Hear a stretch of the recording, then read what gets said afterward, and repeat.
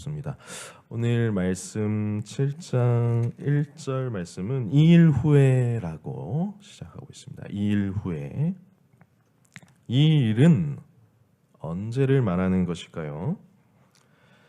이 일은 바로 성전 건축 후, 성전 재건 후를 말하는 것입니다. 6장 15절 말씀에 앞선 말씀을 보시면 이렇게 나와 있습니다. 다리오 왕 제6년 아달월 3일에 성전 일을 끝내니라. 성전 일을 끝냈다라고 말하고 있습니다. 에스라서는 10장으로 총 10장으로 되어 있는데요. 10장으로 되어 있는데요. 1장부터 6장까지 그리고 7장부터 10장까지 이렇게 나뉘어진다라고 할 수 있습니다. 그래서 1장부터 6장까지의 말씀은 성전을 재건하는 그런 내용이고요. 7장부터는 또 다른 국면이 시작된다라고 할 수 있습니다. 1장부터 6장까지의 말씀을 우리가 상기해 보면, 되돌아보면 이 성전이 재건되는 것이 시작이 되었다가 약 15년간 중단이 됩니다. 대적자들의 방해로 약 15년간 성전 건축, 성전 재건이 중단이 되었다가 5장 1절 말씀을 보시면 학계 스가랴라는 말이 나오는데요. 학계 스가랴를 중심으로 15년간 중단되었던 성전 재건이 다시 시작되게 됩니다. 그리고 오늘 읽으신 말씀 6장 15절 말씀 읽으셨는데요. 성전 재건이 완공이 되게 됩니다. 그렇게 되는 과정 속에서 왜 너희가 성전을 다시 재건하느냐? 그것이 너희 힘을 키워서 우리 나라에, 우리 바사 나라에 너희가 위협이 되고 또 골치 아픈 일이 되지 않겠느냐? 라는 마음을 가지고 다리오 왕이 확인한 결과 고레스 왕이 보낸 조서가 확인되었으므로 이 다리오 왕에 의해서 성전 재건 명령이 허가가 되고 그것이 완공이 됩니다. 그래서 오히려 더 이 대적자들의 방해가 있었는데 오히려 더 힘있게 성전 재건이 완료가 됩니다. 2일 후에라는 말입니다. 성전 재건이 완료된 후에 에스라라는 사람이 등장했다라는 것입니다. 2일 후에는 마치 이틀 후에, 2일 후에라는 아주 짧은 기간을 말하는 것 같지만 실제로 6장과 7장 사이에는 약 60년간, 57년, 60년간의 그런 긴 시간이었습니다. 물리적으로는 긴 시간이었지만 구속사적으로는 내용이 이어지기 때문에 2일 후에라는 한 단어로 표현한 것입니다. 실제로는 60년 가까이 긴 시간이 흘렀습니다. 봉헌식이 지나고요. 상당히 긴 시간이었죠. 이는 구속사적인 시간을 말하는 것입니다. 1차 포로 기한이 일어나서 성전 재건이 완료되었고 봉헌식을 치렀습니다. 이들에게 이 봉헌식이 얼마나 감격스러웠겠습니까? 그런데 별일이 일어나지 않은 것이죠. 물리적인 성전은 재건되었으나 주변 강대국은 여전히 강했습니다. 바사 제국은 강했고 자신들의 이 포로 생활에서 딱히 나아진 그런 부분들이 없었던 것이죠. 사람들은 그래서 이 성전의 직무를 소홀히 했습니다. 그리고 11조를 하지 않았습니다. 11조를 하지 않았을 경우에 레위 사람들이, 성전을 봉사하는 사람들이 제대로 생활하기가 어려운 것이죠. 그래서 성전의 기능도 되지 않는 것이죠. 사람들은 서로를 긍휼히 여기지 않았습니다. 또 경제적인 탄압을 일삼았으며 이방인들과 통혼하며 율법을 무시했습니다. 건물 성전은 지어졌으나 이것이 다인가? 라는 생각이 들었던 것이죠. 1장에서 6장까지 성전이 이제 완공되었으나 감격스러운 것 같았으나 이게 다인가? 건물 성전은 지어졌는데 진짜 기능은 하지 못하는 어떤 그런 상태 속에 있었습니다. 그때 등장한 사람이 바로 7장의 에스라란 사람입니다. 이 에스라란 사람의 설명을 보니까요. 이 일 후에 바사왕 아닥사스다가 왕위에 있을 때 에스라라 하는 자가 있으니라. 이렇게 7장 1절 말씀에 시작하고요.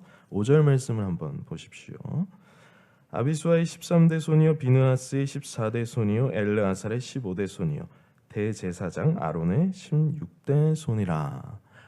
대제사장 아론의 16대 손이라는 것은 에스라가 제사장 가문의 제사장이라는 것을 말하고 있고요. 그리고 이 에스라에게는 10절 말씀에 보니까 여호와의 율법을 연구하여 준행하며 율례와 규례를 가르치기로 결심했다라는 말씀이 나옵니다.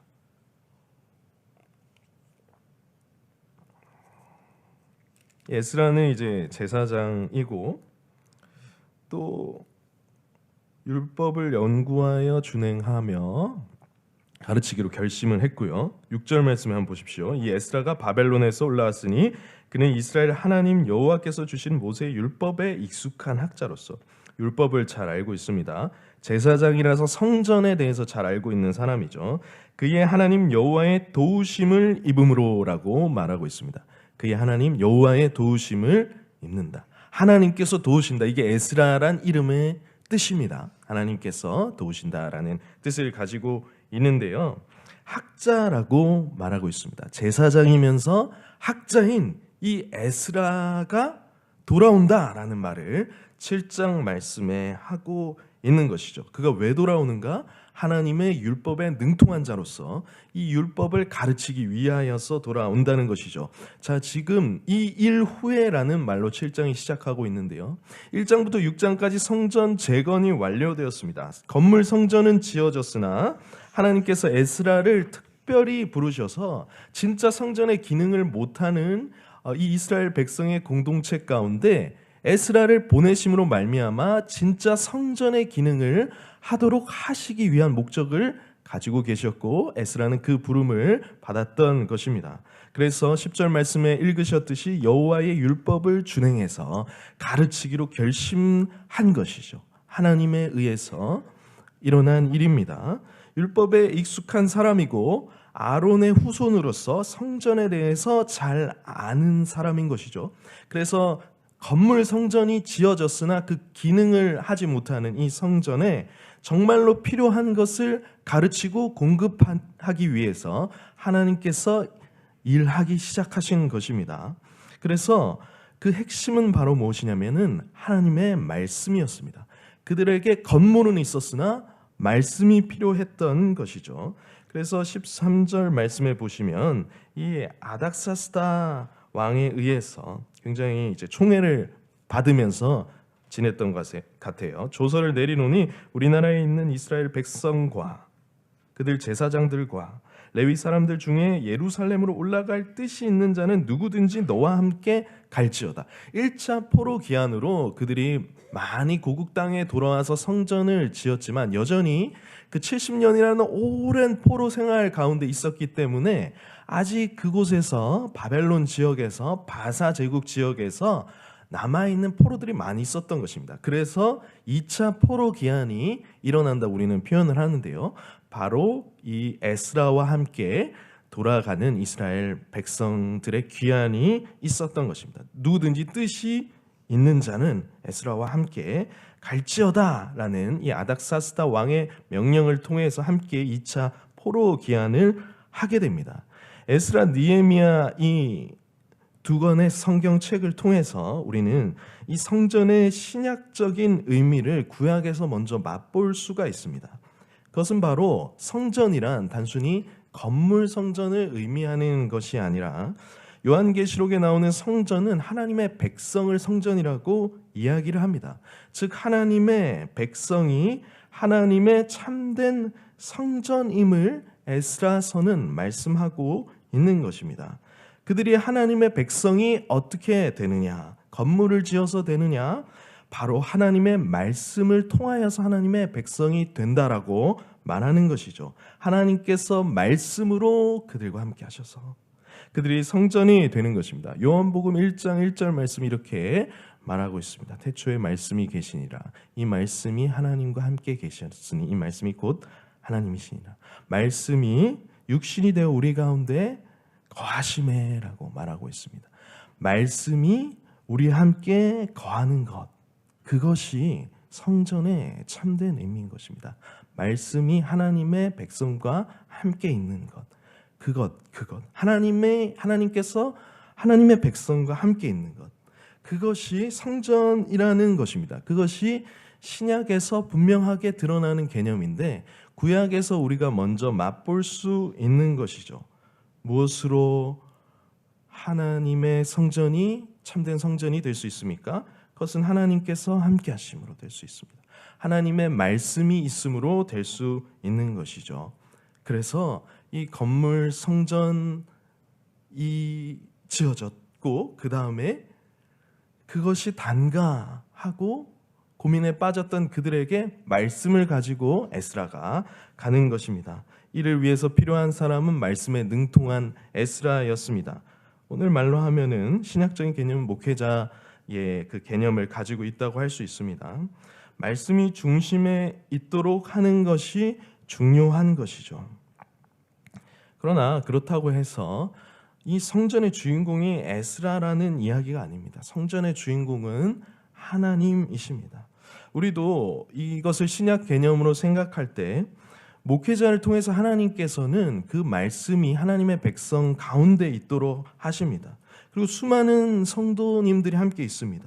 여러 가지 일로서 함께 합니다. 주방, 주차, 화장실, 성가대, 경비, 수많은 섬김, 마을장 섬김이 여러 가지 일들로 우리 공동체 안에 함께 하죠. 그리고 일상의 삶을 살아갑니다. 그 가운데 중요한 것은 말씀이 있느냐 하는 것이죠. 말씀이 가운데 있어야 참된 성전이 된다라는 것입니다. 하나님이 주인공이시고 성도들 가운데 말씀의 권능이 있는 그 하나님의 언약 백성이 성전이다. 이것이 성경이 말하고 있는 성전의 개념인 것입니다. 성전이란 단순히 건물을 짓는 그 개념을 말하는 것이 아니라 바로 저와 여러분을 말하는 것입니다. 하나님의 언약 백성이면서 하나님이 함께 계시고 하나님의 말씀이 있는 그 하나님의 사람을 말하는 것이죠. 이곳은 예배당입니다. 그리고 하나님께서 함께 거하실 때 저와 여러분이 성전으로서 존재하는 것이죠.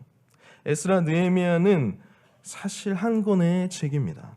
예고편을 조금 말씀드리자면요, 이번 주에 에스라, 느헤미야, 에스더까지 살펴보게 되는데 이 느헤미야는 제사장이 아닙니다. 에스라는 제사장 겸 학자인데요, 느헤미야는 또 제사장이 아닙니다. 성벽을 재건하는 일을 하게 됩니다. 왕의 관원으로서. 그래서 그곳 가운데 최전선에 있는 어떤 그런 사람들이 같이 있는 것이죠. 사랑하는 여러분, 목회자만 중요한 것이 아닙니다. 일상을 통해서 접촉점을 맞이하는, 세상과 접촉점을 맞이하는 이 하나님의 사람들이 너무나 중요한 것이죠. 핵심은 무엇이냐면 말씀이 가운데 있는가, 말씀이 하나님 백성의 중심에 있는가, 그리고 그것을 말씀을 수호하고 진리의 기둥과 터가 되도록 하는 중심적인 그런 역할을 하도록 하나님께서 또 사람을 세우시고, 그것에 무슨 계급이 있고 경중이 있는 것이 아니라 하나님께서 함께 하셔서 세워가는 것이죠. 우리 일상의 삶을 통해서 성전된 삶을 우리가 살아가는 것이 중요하다라고 말씀합니다. 이제 뒤에서 7장부터 쭉 읽으시면 에스라를 통해서 2차 포로 기한이 이루어지는 내용이 나오고요. 마지막에 좀 포인트가 되는 부분은 이방 통혼의 부분 때문에 에스라가 울며 금식하면서 그 죄악들을 끊어내는 것으로 에스라 이야기는 끝이 나게 됩니다. 사랑하는 여러분, 말씀을 정리하도록 하겠습니다. 진정한 성전 재건이란 무엇인가? 진정한 성전의 회복이란 무엇인가? 그것은 다름 아닌 하나님의 백성의 회복입니다. 진정한 성전의 재건은 무엇이냐면 바로 저와 여러분의 회복입니다. 그것이 어떻게 가능합니까? 말씀의 권능으로 가능합니다. 삼위 하나님이 말씀으로 우리 가운데 거하심을 통해서 가능한 것이죠. 목회자가 아닌 사람들의 계급이나 경중이 있는 것이 절대 아닙니다. 하나님만이 주인공이시고 그 성전을 통해서 하나님께서는 말씀을 통해서 거룩성을 우리에게 유지하게 하십니다. 죄를 완전히 끊어내야 합니다. 에스라가 이제 이후에 보면은 어떻게 하냐면요, 울며 금식하며 그 하나님의 백성을 거룩하고 성결하게 하는 것입니다. 그 말씀의 권능으로 그 거룩과 성결을 중심에서 우리가 가지고 있으면서 일상의 최전선을 함께 살아내야 합니다. 여러분, 이 에스라서의 성전 재건의 참 의미를 우리가 바르게 이해하고 하나님의 참된 성전으로 아름답게 지어져 가시는 홍성교회 모든 지체분들 되시기를 예수님의 이름으로 축복합니다. 기도하겠습니다.